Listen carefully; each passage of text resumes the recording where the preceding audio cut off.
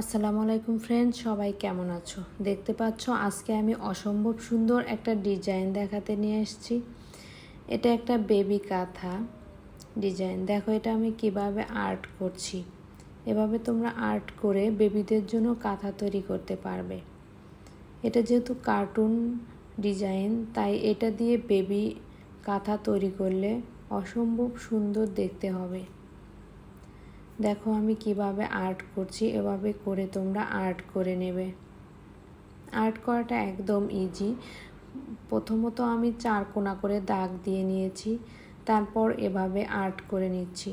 তোমরা যদি এক্সপার্ট হও তাহলে আর্ট করেও নিতে হবে না, কাঁথা স্টিচের মতো করে সেলাই করলেও হয়ে যাবে। এটা শুধু কোটগুলো গুনতে হবে, কয়টা কোট পর পর সেলাই উঠলো, এভাবে গুনে গুনেও তোমরা করতে পারবে।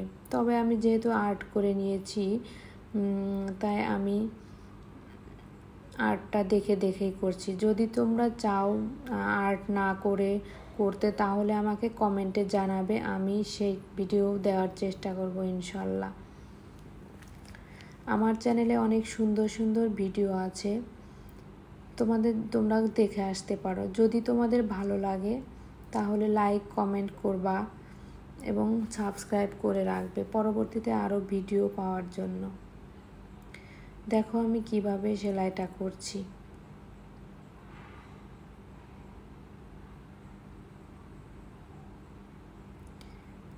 এই সেলাইটা করা দেখে আমার মেয়ে তো অনেক খুশি। আম্মু এটা দিয়ে আমাকে ড্রেস করে দিবা। তো আমি বললাম ঠিক আছে, দেখি ড্রেসে কোথায় দেওয়া যায়, কিভাবে দেওয়া যায়, আমি আগে ভাবি, তারপর তোমাকে আমি ড্রেস করে দিব ইনশাল্লাহ। তখন বলল ঠিক আছে আম্মু, আমার খুব পছন্দ হয়েছে।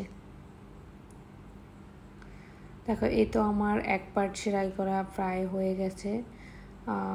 লম্বালম্বি এর পরের অংশটুকু আবার আমি তোমাদেরকে দেখাচ্ছি। এই তো এভাবে তোমরা সেলাই করে নেবে।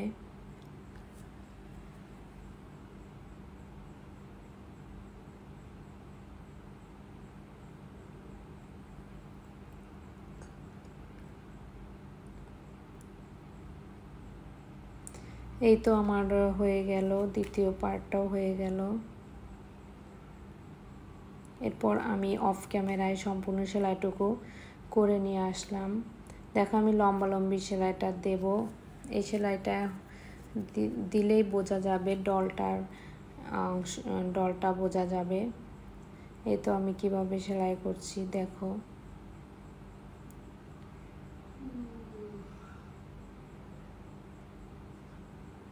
আমি 3টা শেডে এটা করেছি, তোমরা একটা কালার সুতা দিয়েও করতে পারো।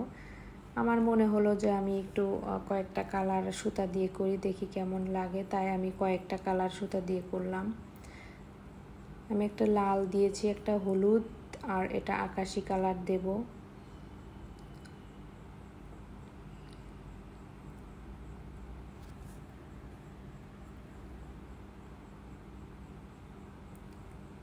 এই তো আমার করা শেষ প্রায়।